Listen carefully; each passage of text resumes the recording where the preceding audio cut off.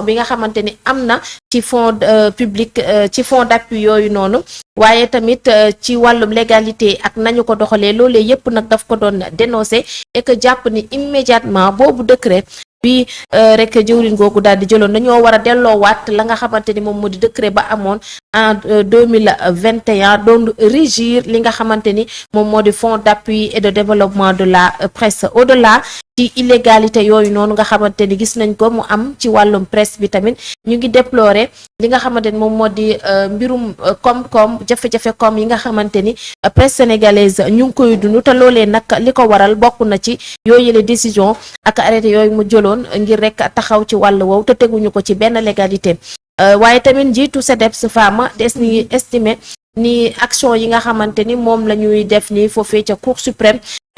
wane na ni rek ni dañoo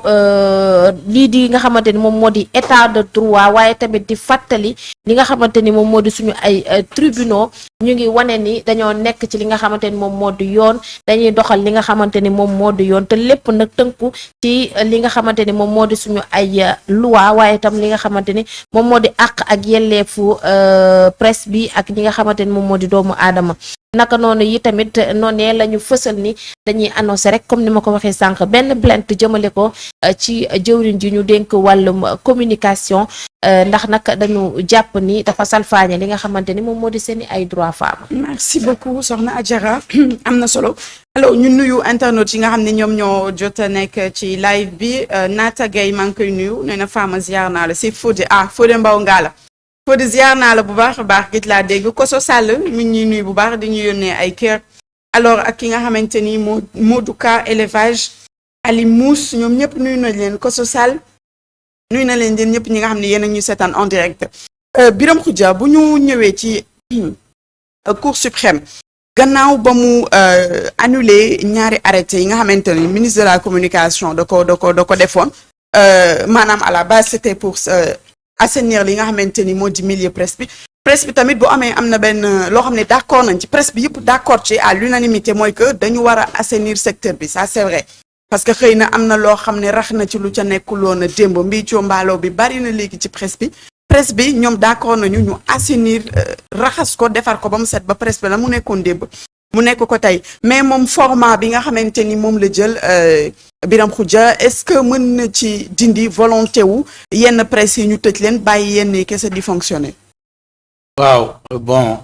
xam nga fii moom organe bu nekk am nga droit wala rassemblement bu nekk am nga droit porter plainte bu fekkee ni tu vois que tes droits sont bafoués mais en ce qui concerne la presse moi j'étais de tout cœur avec les décisions du ministre de la communication mooy assainir la presse bi ni ñuy doxee ñoom Mamadou Ibra Kane singulièrement xamuñ sax luy entreprise yore nay entreprise de presse yoo xam ne amuñu benn modèle économique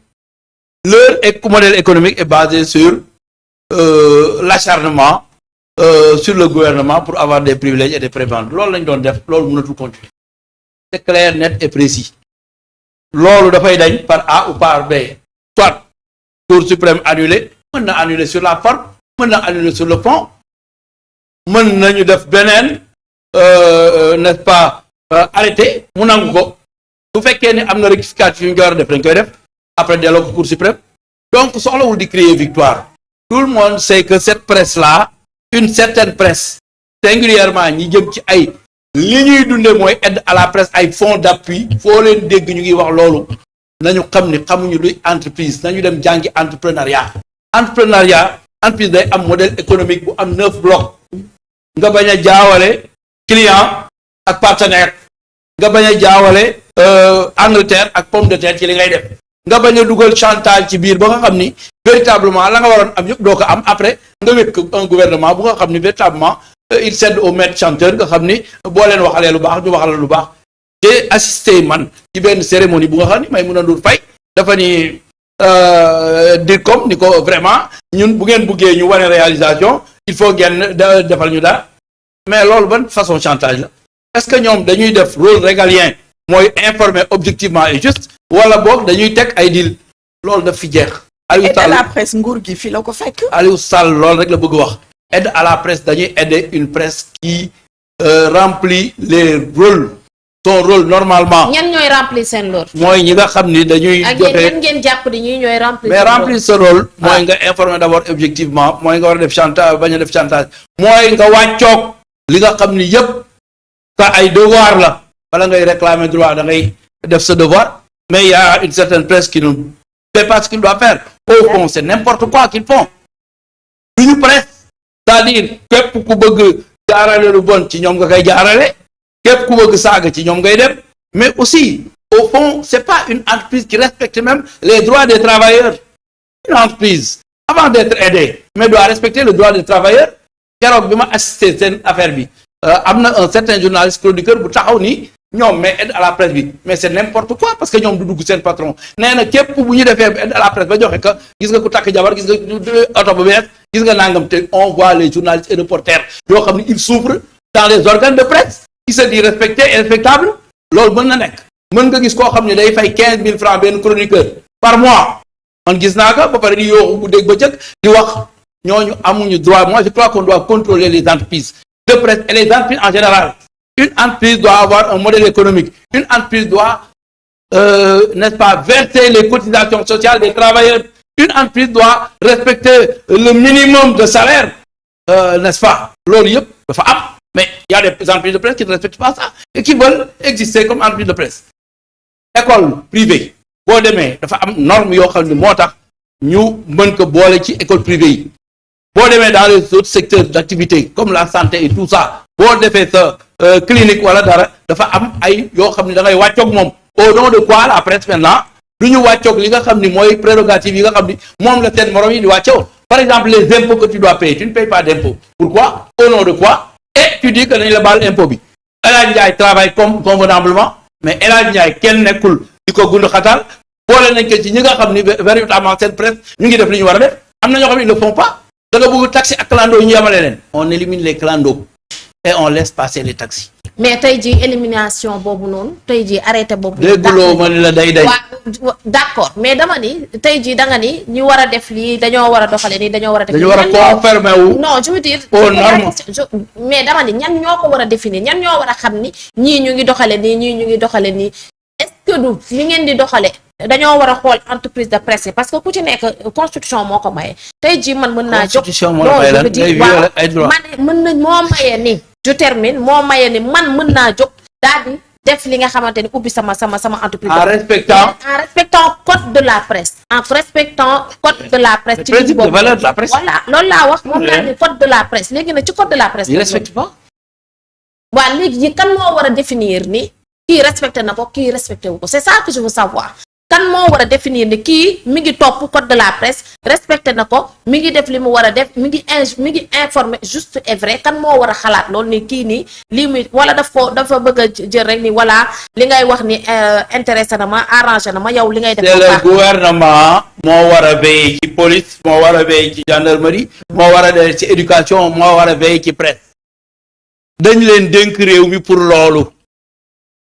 du presse bi. ñoom ñooy xool nan la ñuy defee et code de la presse bi ñu koy définir dañu woo waa presse bi yëpp. exactement les acteurs ñu ñëw non dama lay déglu ma rek. waaw en présence du gouvernement et en présence d'autres ministères ñu taxaw ñu définir le code de la presse bu ñu tënkoo ci li nga xam ni moom nga war a doxal ma war ko doxal kii war ko doxal. il faut que ñun ñëpp ñu respecté ko boo ko respecté wul. bokkuloo ci ñi nga xam ne moom la ñu war a tuddee presse buy continuer parce que yow munoo kii respecté di fay ay droit am convenablement comme ki may wax taxi yow ngay fay clando doo fay benn kii ba pare ñu bàyyi la ngay daw di empêcher kii mu liggéey. mais est-ce que jàppoo ni tamit le ministre ci boppam dafa salfaañe li nga xamante ni moom. salfaañewul dara. parce que tout simplement waxtaanul avant muy jël ay décisions raison pour laquelle. loolu noonu nga xamante ni. vous n'avez rien compris le ministre. waxtaan dafa fi fekk waxtaan. defal ndànk est-ce que impliqué na les acteurs. moom daf fi fekk code de la presse. muy jël ay décisions. dama ni la du woo kenn laa la wax. mais day ñëw rek jël. mais vous n'avez rien compris. daf fi fekk waxtaan. boo xam ni dañ ko waxtaan ba tënk ko ci këyit. ca Macky Sall code de la presse bi ñu teg ko ba mu leer. mu ñëw ci loolu la tënku. kon waxtaan am na. mënuloo ni dafa ñëw rek jël décision non. dafa tënku ci waxtaan woo xam ne amoon na bañ ni code de la presse lii la nangam. ba pare état boo gis nit ña dañu war a fay ay impôts convenablement. man Birame Khoudia Lo en tant qu'enseignant damay fay impôt chaque mois. donc au nom de quoi benn organe de presse du fay impôt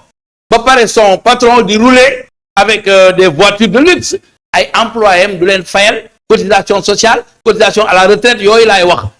yooyu bu fekkee ne yow respecté woo ko nan lañ la mën a bàyyi ngay exister. j'ai donné une solution ci ñi nga xam ne ñu ngi yooxu pour dégg bëccëg suba ngoon nee naa leen def leen conglomérat mooy lan man awma lu doy amoo lu doy kii amul lu doy nañu boole suñu ay doole pour am lu doy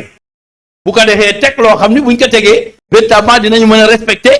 les droits des travailleurs dinañu mën a respecter code de la presse dinañu mën a def éthique déontologie et morale presse dafa am éthique déontologie et morale presse bii ñu gis c'est n'importe quoi et c'est une certaine presse lu leen neex la ñuy def lu leen neex la ñuy wax loolu dafa war a jeex dans un pays démocratique parce que la presse participe également au développement économique du pays parce que ils emploient des gens tu peux pas employer des gens doo leen fay li nga leen war a fay le gouvernement est chargé en ce qui le concerne de contrôler toutes les entreprises ndax ñu ngi fay impôt ndax ñu ngi respecter le travail est-ce que ñu ngi def le minimum salaire am na nu ñu koy tuddee j'ai un peu oublié en économie ak loolu yëpp dañ ko war a respecter le SMIC beeg yëpp duñ ko respecter da ngay gis fay n'importe quoi ba pare nga bëgg léegi buñ la waxee nga jël tëb di wax te buñ nee nu mu tudd aide la à la presse nga daw taalal sa loxo bu dee man la kenn du la jox te comme mais là maintenant ak arrêté bi nga xamante ne dàq nañ ko léegi nag le ministre non je veux dire arrêté bi ci boppam annulé nañ ko qu'est-ce que tu veux c'est la décision de la Cour suprême je dis bien que annulé nañ ko cela veut dire que instant bi nii il faut que le ministre tamit mu xool aussi nan lay def pour que assainissement noonu nga xamante ni ñun ñëpp dañ ci yàgg d'accord ni milieu bi il y a des brebis galeuses comme ci milieu yëpp am na ay jafe-jafe am na loo xamante ne dañ ko war a jooyanti te ñun ñëpp ñoo ci war a jooyanti ko on est tous d'accord li ñu d'accordul woon mooy la manière dont le ministre ni mu ko defee woon on n'était pas d'accord deful benn manière le ministre a demandé aux gens de payer des impôts Macky Sall a donné des impôts aux gens origine du problème bi foofu la dafa am lu ñu yoreel Sénégalais yi yoreel ma ko yoreel la ko yoreel ko kii ba pare Macky Sall ñëw ni baal na leen ko amu ci benn droit Macky Sall alors bi ñu ñëwee Diomaye toog ni leen da ngeen koy fay loolu moo jëkk indi problème bi alors ñu xool nag daal di càmbar entreprise yi ñan ñoo doxal yoon ñan ñoo doxalul yoon ñan ñooy cotiser ñan ñoo dul cotiser ñan ñoo conformé wu au règlement parce que dafa am règlement bu ñu tënk ñun ñëpp yow boo ci conformé wul ba pare nga di da ngay exister mais même bu tribunal daaxee arrêté bi mais on va voir une autre manière de t'éliminer c'est clair net et précis autre manière de t'éliminer éliminer qui d'éliminer les organes qui ne sont pas conformes à la réglementation mais yoon la ñuy jaar éliminer ko waaw da nga yaakaar ni benn yoon rek la ñu mën a jaar bu ñu jaaree yoon wi ñu ni ñu du fii da nga yaakaar ni mënuñu jaar yoon wi Cour suprême fa la daj dëpp gi dama ne la mën na nekk sous la forme wala ci fond bi mën nañ ko tëggaat sax déposer ko ñu accordé ko loolu mën na nekk mais Birame Khoudia da ngay fàtte ni presse bi actuellement presse bi lu ëpp 50% de la presse maintenant c'est digital boo xam ne Aïssatou Diop Fall ba ñu bëggee tëj kii wam maison wam mais ba mu demee sur Cour suprême da koo jox dëgg parce que c'est digital presse bi léegi xaaj bi yëpp c'est digital donc comment faire éliminer certaines presse dama ne la loolu ñu ngi ci réfléchir di xool comment réguler la communication digitale parce que c'est pas encore régulé te dinañ ci indi ay textes yu leer nañ yoo xam ne du ñu bàyyi nag ku la neex nga taxaw saaga nag digital loolu day dañ